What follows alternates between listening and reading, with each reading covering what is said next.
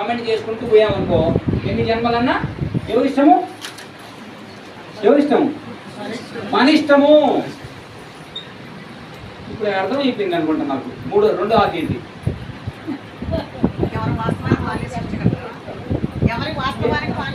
Class కొట్టండి. అది ఎవరి వాస్తవానికి వాళ్ళే సృష్టికర్తలు. మొగుడుకు భార్య, భార్యకి మొగుడు, పిల్లలు కాదు. నా దగ్గర నుంచి 10 కోట్లు కొట్టేశావు ఈ జన్మలో, తప్పించుకొని తిరిగినావు. వచ్చే జన్మలో కొడుకుగానో కూతురుగానో మనవరాలు కాబట్టి అడుగు పెట్టిన వెంటనే ఈ 10 కోట్లు కాకేసి. ఎందుకు? నా ప్రణాళిక నేను ఆ ఇంట్లో పుట్టాలి, ఆ బాకీ తీర్చేసుకోవాలి. ఎవరికైనా పోని వాడి దగ్గర ఉండకూడదా? ఏది ఆ 10 కోట్లు నా దగ్గర కూడా అయినాడు కదా అది. సో ఈ బాబు పుడుతుంది, ఈ బాబు పుడతాడో 10 కోట్లు లాస్ వచ్చేస్తుంది. ఇప్పుడు మనం అంతా ఏమంటాము? ఆ ఇంట్లో వాళ్ళు ఆ బిడ్డను ఏమంటారు?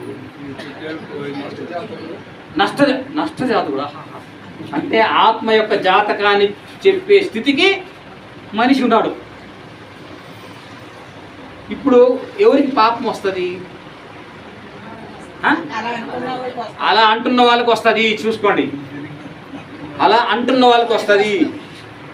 రోజు రోజుకి ప్రాబ్లమ్స్ పెరిగి మనుషులు స్ట్రెస్లో స్ట్రెయిన్తో ఆత్మహత్యలు చేసుకుంటూ ఫైటింగ్లు చేసుకుంటున్నారంటే ఇది ఈ అనవసరమైన మాటల వల్ల జరిగిందా, లేకపోతే కర్మలు చేస్తే వచ్చినాయా?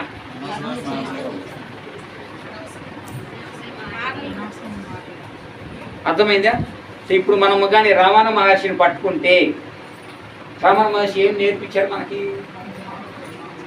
మౌనం ఉంటే ఎవరి కర్మల్లోనూ మనం తలదూరుస్తామా? దూర్చము. అప్పుడు మనము చనిపోయిన తర్వాత బోర్లోకానికి వెళ్తామా, నేరుగా సత్యలోకానికి వెళ్తామా? అది కృష్ణుడు చెప్పింది. చనిపోయిన వాళ్ళందరూ సత్యలోకానికి వెళ్దామంటే బోర్లోకానికి వెళ్ళకుండా ఉండే పనులు ఇక్కడ దిగుడు మనం. అప్పుడు నేరుగా ఏమవుతాడు? ఎవరు మీటింగ్ పెట్టరు. ఏమైనా చర్చ ఎక్కడ విన్నారు మీరు? ఏమైనా చర్చ భజగోవిందం విన్నారా? భజగోవిందం అది శంకరాచార్యులు విన్నారా?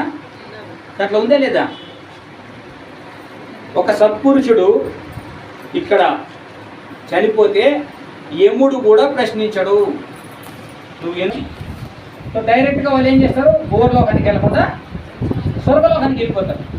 ఓకే, ఇప్పుడు మనమందరము స్వర్గలోకానికి వెళ్తామా, సత్యలోకానికి వెళ్తామా?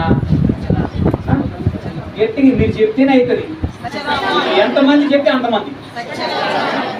తదాస్తు. ఇంకా తదాస్తు. ఇంకా తదాస్తు. ఇప్పుడు స్వర్గలోకము అంటే దానికి అర్హత ఏంటి? స్వర్గలోకంకి వెళ్ళాలంటే అర్హత ఏంటి?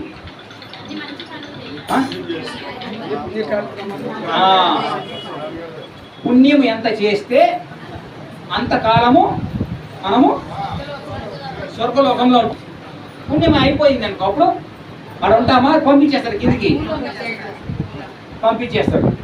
ఓకే, అంటే మన పుణ్యము తరిగేదా తరగనిదా? తరిగేది. అర్థమైందా మీకు? అందరికి లెక్కలు బాగా వచ్చా? నేను కొంచెం వీక్, అందుకని అందరికి లెక్కలు వచ్చా? ఇప్పుడు ఇదెంత? 100. నేను టికెట్ తీసుకున్నా, 20 రూపాయలు తీసుకున్నాడు. ఇప్పుడు నా దగ్గర ఎంత ఉంది? 80 రూపాయలు ఉంది. ఓకే, అంటే 20 రూపాయలు తక్కువైపోయింది. సో మీరు ఒకవేళ మనము 100 రూపాయలు సంపాదించుకున్న పుణ్యము అక్కడికి వెళ్ళిన తర్వాత 20 రూపాయలు ఖర్చు అయిపోయింది అనుకోండి, ఇంకెంత బ్యాలెన్స్ ఉంది? 80. ఇంకొన్ని కోరికలు తీర్చుకున్నాం అనుకోండి, 100 అయిపోయింది అనుకోండి. ఇప్పుడు ఏమున్నాయి జోబులో? ఇప్పుడు టికెట్ ఇస్తాడా? బస్సులో ఎక్కడిస్తాడు వాడు? ఎందుకు? మన దగ్గర ఆధార్ కార్డు లేదు, వాళ్ళని ఎక్కడిస్తాడు? మనల్ని ఎక్కడిడు కానీ వాళ్ళని ఎక్కడిస్తాడు? ఇప్పుడు తరిగే పుణ్యం ఎవరి దగ్గర ఉంది, తరగని పుణ్యం ఎవరి దగ్గర ఉంది? మీరే డిసైడ్ చేసుకోండి. ఇక్కడ ఎంతమంది ఎక్కువ వచ్చారు? అంటే మీరు ఏ పుణ్యము ఈ జన్మ కాదు, మీరు గత జన్మల్లోనే ఏ పుణ్యం సంపాదించుకున్నారు? తరిగే పుణ్యమా తరగని పుణ్యమా? నాది 20 రూపాయలు తగ్గింది కానీ మీరు తగ్గలే. మీరు అసలు పర్సే తీయలేదు ఏంటి? గురువు గారు మహిళా ధ్యాన మహాచక్రం అది మనకే అర్థమవుతుంది. అర్థమైందా? మనకే కావాలి, కానీ మనం కూడా మంచి పనులు